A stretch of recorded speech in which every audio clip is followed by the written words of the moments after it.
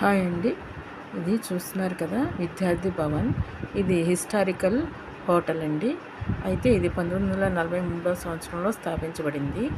వెంకటరమణ ఒరాల్ అనే వ్యక్తి దీన్ని విద్యార్థుల కోసం, అక్కడున్న ఆచార్య పాఠశాల విద్యార్థుల కోసం విద్యార్థి భవన్ అనే పేరుతో స్థాపించడం జరిగింది.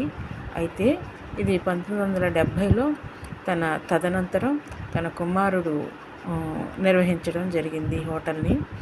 ఆ తదనంతరం 1970 నుంచి 1980 వరకు తను నిర్వహించాడు. 80లో వేరే వాళ్ళకి దీన్ని అమ్మడం జరిగింది. పరమేశ్వర్ ఉరాల్ అనే వ్యక్తి 1980లో రామకృష్ణ అడాల్ అనే వ్యక్తికి దీన్ని అమ్మడం జరిగింది. అప్పటి నుంచి 2026 వరకు వాళ్ళ కుటుంబ సభ్యులే దీన్ని నిర్వహించడం జరుగుతుందండి. అయితే ఈ హోటల్లో ఒక ప్రత్యేకమైన అట్రాక్షన్ ఉంది.